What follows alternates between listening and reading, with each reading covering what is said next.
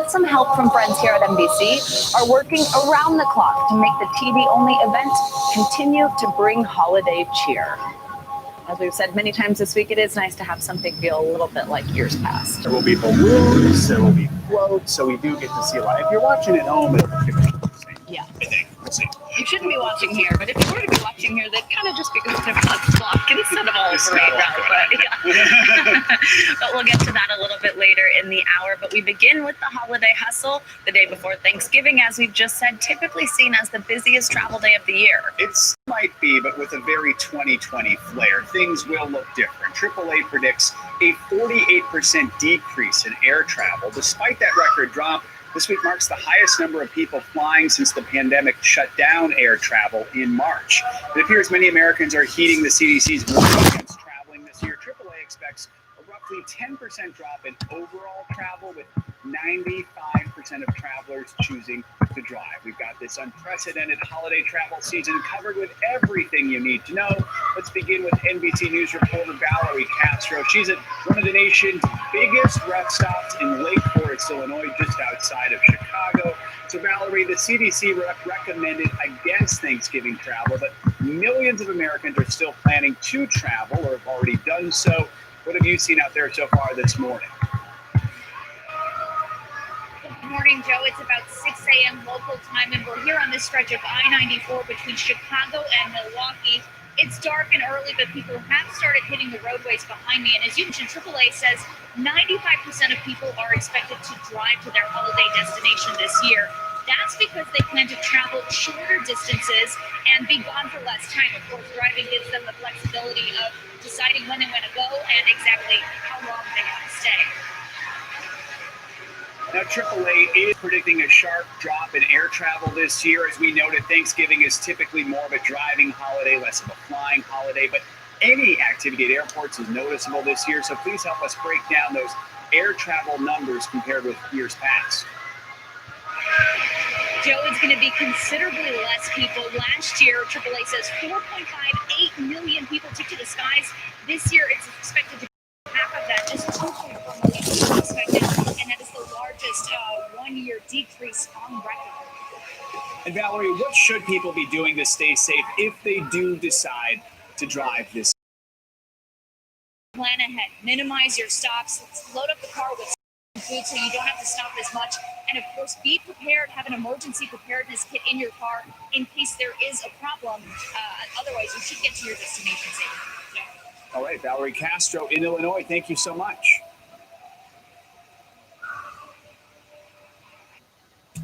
Now let's bring in our Bill Cairns for a check of your holiday travel forecast. And Bill, I gotta say, I like you moving up in the rundown. I like seeing you in our lead-off story. But if I have good news, if I don't, usually you see the little person at the top of the show, usually it's bad. So let's talk about the travel forecast. First off, we showed you those pictures at the beginning with the severe weather that rolled through North Texas last night. We don't know if it was a tornado or not, but we haven't heard any reports of any fatalities or any significant injuries, so that's good. But that line of storms is now through Louisiana. It's now crossing the Mississippi River, heading into Mississippi. And so it's not severe anymore. Just some damaging wind gusts are still possible with that. You can see the huge area of rain all the way from Illinois to Indiana. I-70 is not a fun drive. Let's talk airport impacts and roads. I don't think we're going to have significant cancellations at any airports, but delays are definitely possible at O'Hare, flying it out of Indianapolis, Detroit, Cleveland, today, Pittsburgh.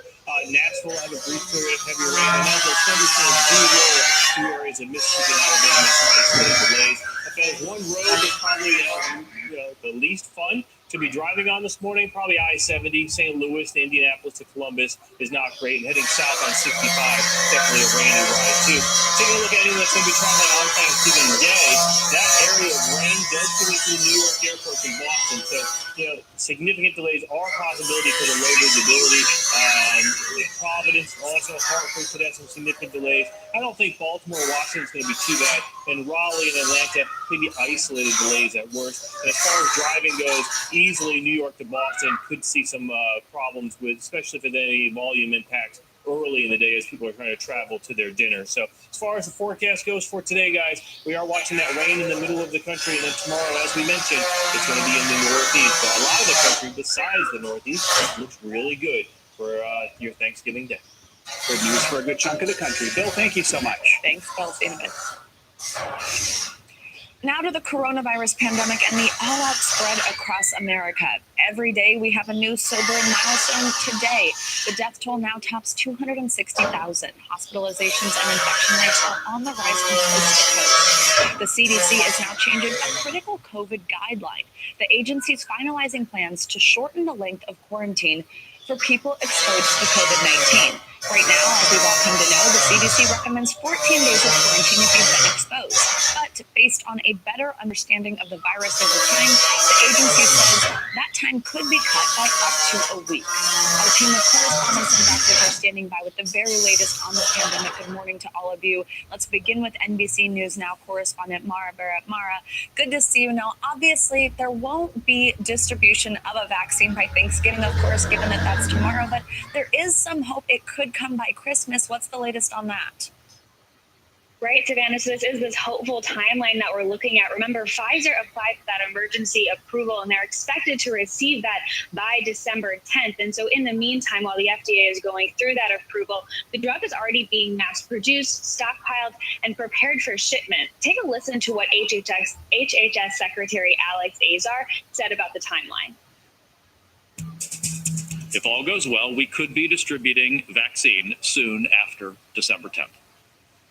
As General Perna has shared, we believe we can distribute vaccine to all 64 jurisdictions within 24 hours of FDA authorization. Then, we hope administration can begin as soon as the drug arrives. So states are set to receive the drug within 24 hours of the drug being approved. So that's huge. But it's important to remember that both Pfizer and Moderna, the other leading vaccine that we're looking at, are going to involve 2 doses of the vaccine within 3 to 4 weeks. So it's important to factor that aspect into the timeline. And obviously, a lot of people are going to be expecting to want to get this vaccine. So we can expect to see long lines as well, Savannah.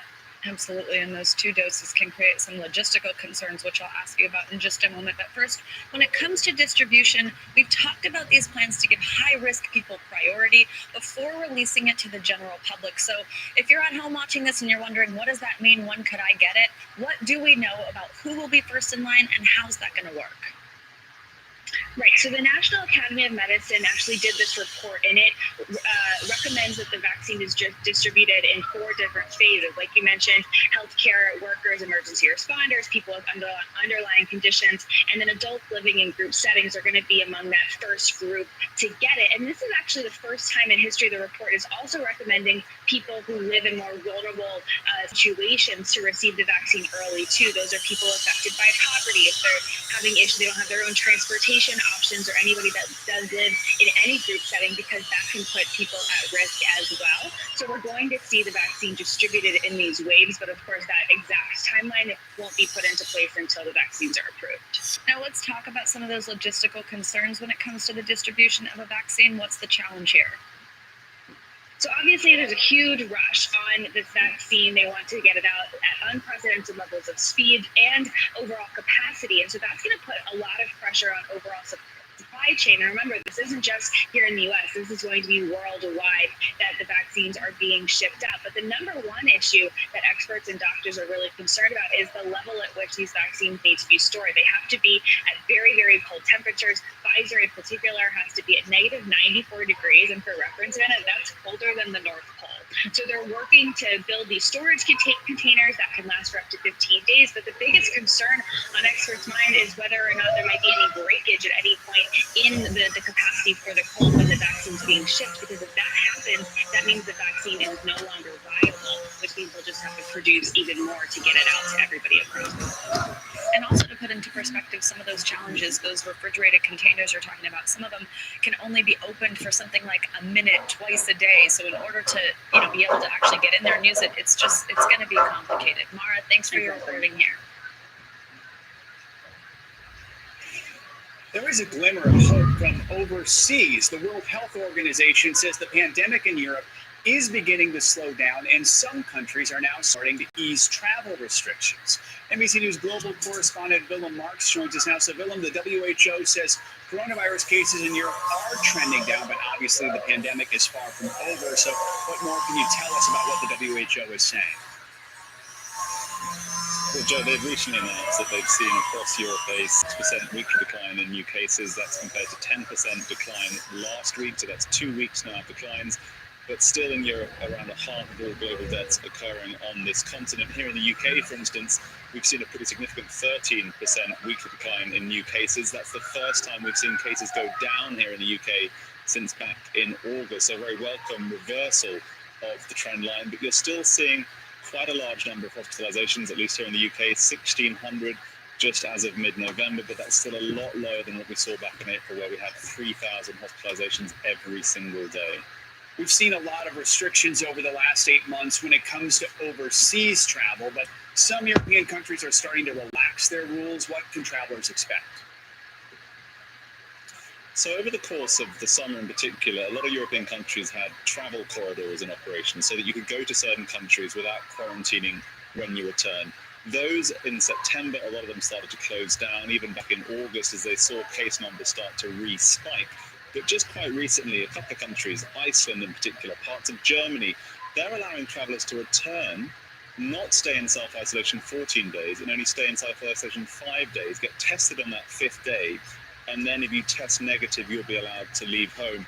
That's going to be introduced here in the UK in the middle of December, and it means for airlines, for tourist destinations, this is very, very welcome news. It will allow travelers and business travelers, of course, to get out and about more than they have over the last few months. Yeah, as you're mentioning, these new relaxed restrictions come as the testing capacity increases. Of course, there's still no vaccine being distributed. Is there any concern that easing the rules now could lead to another spike later before we get that vaccine? Well, we had some really significant spikes at the very end of the summer. All of Europe tends to take time off over July, over August, and then when they came back here, people went back to work, went back to schools, particularly here in the UK. We saw this huge surge of people who'd been on vacation in countries like France and Spain and Italy re-importing the virus. Government's very concerned about that going forward. These new measures, in theory, will catch the majority of people, because on day 5 you should be detectable if you have the virus statistically. But of course, epidemiologists are concerned that after 5 days, some people won't be detectable on the 6th, 7th, 8th day. And so there will be cases that potentially will slip through the cracks there. And Willem, England is lifting its nationwide lockdown next week, just in time for the Christmas travel period. But Prime Minister Boris Johnson warned the holidays still are not going to look the same. So what kind of restrictions are still going to be in place once the lockdown's lifted? There are still negotiations going on between the governments in England, Wales, Scotland and Northern Ireland, 4 nations as they're known of the United Kingdom, Joe. But what they're trying to establish is a period of time around Christmas, typically 5 days they're talking about, where multiple households will be able to mix, expecting to see 2 other households join your household. So if you want to go and see your parents, your siblings, your cousins, friends during that period, you'll be able to do so. Again, politically very welcome news for the government here. All right, Willem Marks, thank you so much. Appreciate it. As some restrictions are lifted overseas, in parts of the U.S., they're getting stricter. In Los Angeles County, a 3-week ban on in-person dining starts tonight. And in Kansas, a statewide mask mandate took effect at midnight. Let's bring in Dr. Mari Ramirez. He's an emergency physician, and he also coordinated pandemic response under the Obama administration. Dr. Ramirez, good morning. Thanks for being with us. Now, LA County and the entire state of Kansas are 2 areas seeing an increase in COVID cases, 2 areas, of course, among many. Do you think these restrictions will help, or is it too little too late? Well, they'll certainly help, Savannah. I think the important thing for folks to realize, though, unfortunately, is that they won't really start to help, or we won't see the benefits that they're helping for about 3 to 4 weeks. Unfortunately, it just takes that long before some of these measures really start to exert an effect. And, to go back to Willem's story about Europe, Europe has historically been a lead indicator for the United States by about 4 to 6 weeks. And so what we have seen now as European case counts have dropped is that it's those countries that lock down sort of most tightly are the ones that are rebounding the fastest. So I'm talking about Belgium, the Czech Republic, the UK, and some of the other countries that are sort of trying to use a more targeted approach like Germany are actually taking longer to swim out of this wave that they've had. And so, my hope is that LA County and Kansas that are starting to implement these really stricter measures, will hopefully start to swim out of this wave a little faster. Now let's talk about Thanksgiving tomorrow. A new Axios Ipsos poll says 6 in 10 Americans are scaling back their plans due to the pandemic. That means downsizing, canceling travel, or just scrapping their celebrations altogether. Is this encouraging to you, or do those 4 in 10 make you nervous enough about what might happen tomorrow? Well, I think it's mixed, Savannah. I think maybe one thing that doesn't get said enough, is let me first say thank you to, that 60% of people who, are actually following all of these instructions, directions. It's a really hard thing to do. And I know folks are tired. And so let me start by saying thank you to them. But you're right. The other 40% is a really disheartening figure. We've seen this story before. We've seen it around the 4th of July. We saw it around Labor Day. And what's concerning about this is that the U.S. is at a different place now. We know that hospital systems are overburdened, and we know that Christmas is coming up, 4 weeks after this. And so, to the extent that this is going to lead to spread and even super spreader events, it just makes it that much less likely that, we're going to get to see our families around Christmas time. Doctor, I think hearing thank you for just canceling your plans from an emergency physician like yourself is quite powerful. That means a lot. Now, turning now to the federal pandemic response, it sounds like the Biden administration, the Biden transition team, is finally receiving information about vaccine developments. First, let's listen to Health and Human Services Secretary Alex Azar. I have reiterated, as I've said publicly to you all, I've reiterated to Admiral Schwartz my firm commitment that transition, planning, and execution will be professional, cooperative, and collaborative in the best spirit of looking out for the health and well-being of the American people, and in particular, saving lives through this COVID-19 pandemic. Dr. Ramirez, we're lucky that we have you to talk to as somebody with experience with this pandemic response in a White House administration. What are your thoughts on this? Well, I think this is encouraging news, Savannah. When you had me on the show last week, we talked about how this was an area of chief concern, that this handoff wasn't happening, appropriately. But I think the president-elect has been clear that, the cooperation has really improved over the last 24 hours, and I think, we should certainly say thank you to Secretary Azar and his team who are helping to make this happen. We're really close to it.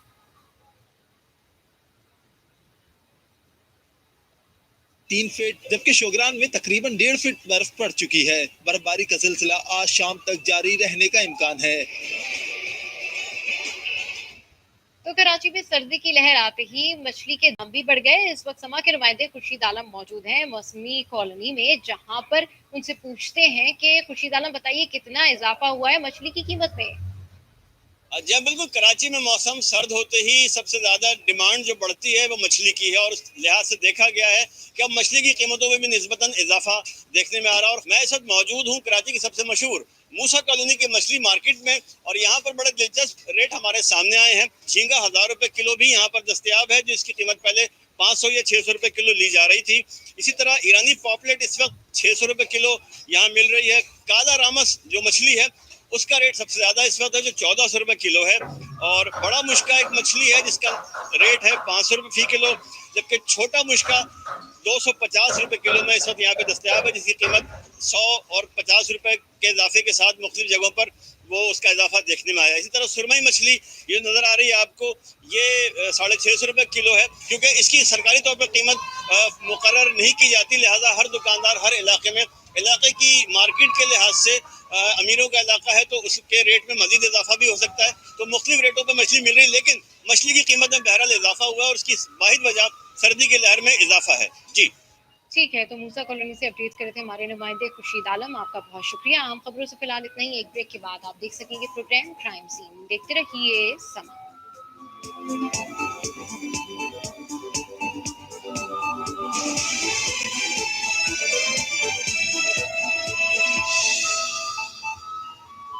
जो निकले हैं कामयाबी की राह पर और हैं अपने प्यारों से दूर, बैंक अल-फलाह करता है उन्हें सलाम।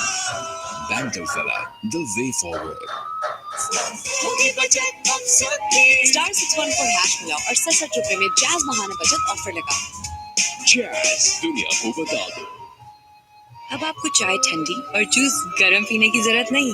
मेडिकल डेंटल क्रीम, जिसका यूनिक फॉर्मूला पिछले 30 सालों से आपके दांतों की 10 प्रॉब्लम्स को सलूशन दे और रखे दांतों को मजबूत। मेडिकल डेंटल क्रीम, हर रिश्ता मुस्कुराए। क्यों पढ़ाई का कोई हैक नहीं, बिना फिल्टर के पिक्चर नहीं,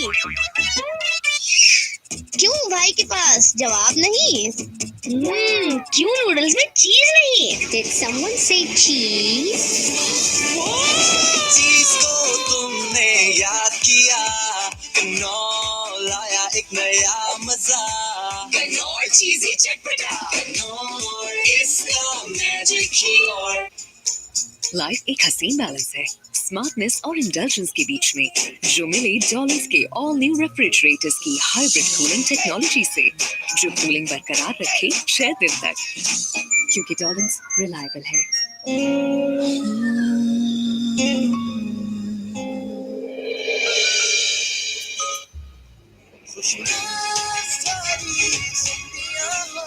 लिप्टन जागे उनके लिए जो वाकई अहम है।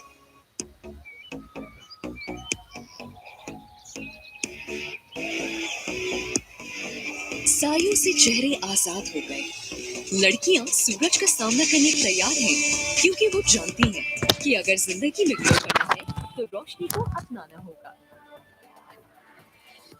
ये वक्त आसमान में परवाज भरने का है, सूरज से डर। अब वक्त है कॉन्फिडेंस के ग्लो का, इसीलिए फेयर एंड लवली का नया नाम अब है ग्लो एंड लवली। इसके मल्टीविटामिन्स गहराई में जाएं, दाग धब्बे घटाएं और चेहरे को दें बेहतरीन ग्लो। हर चेहरा करे ग्लो, ग्लो एंड लवली।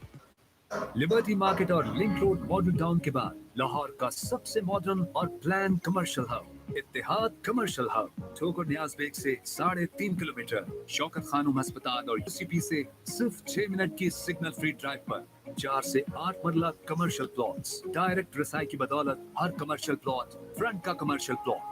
तरक्याती काम तेजी से जारी। Ittehad commercial hub by Union Developers. पहले आइए पहले पाइए की बुनियाद पर चंद महदूद प्लॉट्स। अभी कॉल करें 0800900.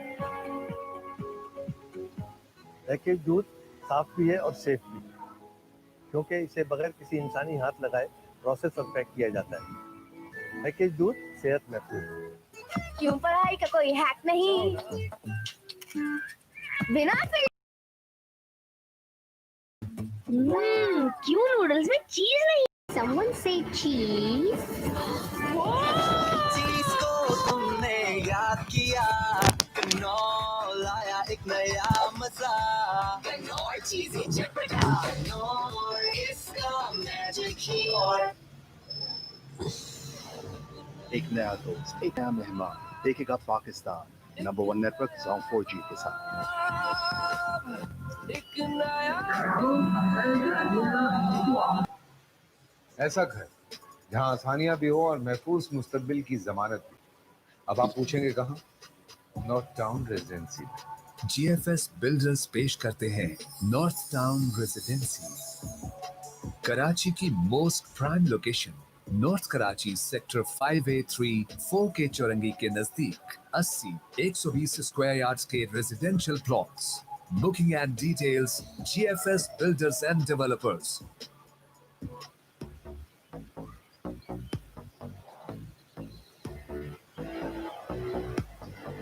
सायों से चेहरे आजाद हो गए, लड़कियां सूरज का सामना करने को तैयार हैं, क्योंकि वो जानती हैं कि अगर जिंदगी में ग्लो करना है तो रोशनी को अपनाना होगा। ये वक्त आसमान में परवाज भरने का है, सूरज से डरने का नहीं। अब वक्त है कॉन्फिडेंस के ग्लो का, इसीलिए फेयर एंड लवली का नया नाम अब है ग्लो एंड लवली। इसके मल्टीविटामिन्स गहराई में जाएं, दाग धब्बे घटाएं और चेहरे को दें बेहतरीन ग्लो। हर चेहरा करे ग्लो, ग्लो एंड लवली। क्यों पढ़ाई का कोई हैक नहीं, बिना फिल्टर के पिक्चर नहीं। क्यों भाई के पास जवाब नहीं, क्यों नूडल्स में चीज नहीं। Did someone say cheese?